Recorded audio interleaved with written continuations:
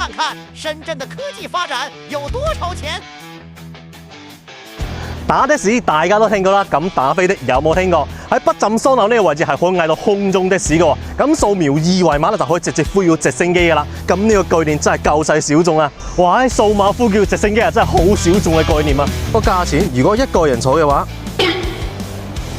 幾多錢？10分鐘就有3980蚊喎。What the hell！ 如果一個人包機就11520蚊啊！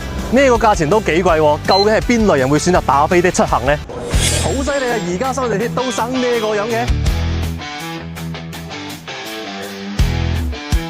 而且地鐵都有商務座喎，票價咧就係普通票價嘅3倍啊！出發今日帶大家一齊體驗一下。呢邊係普通車廂啦，坐滿晒人，而且好多人喺度企住嘅。咁商務座呢邊啊會比較空啲嘅。嚟睇下深圳人點樣去停車嘅。身後呢個叫旗艦立體車庫啊，收費5蚊半個鐘頭，全場可以停翻2000部車㗎。而家我哋身後呢啲人喺度睇緊啲咩？其實喺度睇個石墩啊。咁呢個石墩啊，唔單止係可以睇視頻啦，仲可以擺部手機喺呢邊做呢個無線充電嘅添啊。咁邊個估得到啊？深圳發展到連個石墩都係咁樣噶。喺深圳啊，掃地都唔係啲阿叔阿婆啊，而係呢啲掃地機械人啊，而且佢嘅吸力都幾大下噶。外賣都可以無人機配送噶。咁我哋而家掃碼嚟試下。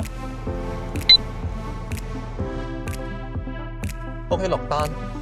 頭先落單係17點18分嘅，咁佢而家預估時間17點44分到17點54分到嘅。咁我哋又拭目以待啦，睇個飛機幾時嚟啦？咦，我部無人機嚟咗咯！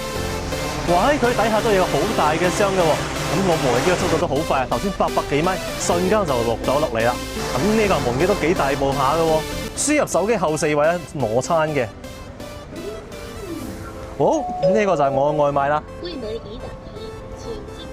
你睇呢個盒入邊都係有啲嘢固定嘅喎，就會比較穩陣啲啦。咁如果我哋送翻啲麵湯啊，都唔會灑啦。咁呢個盒都要注意環保啊，要回收翻去㗎。咁我哋打開嚟確認下呢個奶茶有冇灑啦。喂，非常完美啊！今日飲到無人機配送嘅奶茶啦，而家嘅科技真係咁犀利嘅。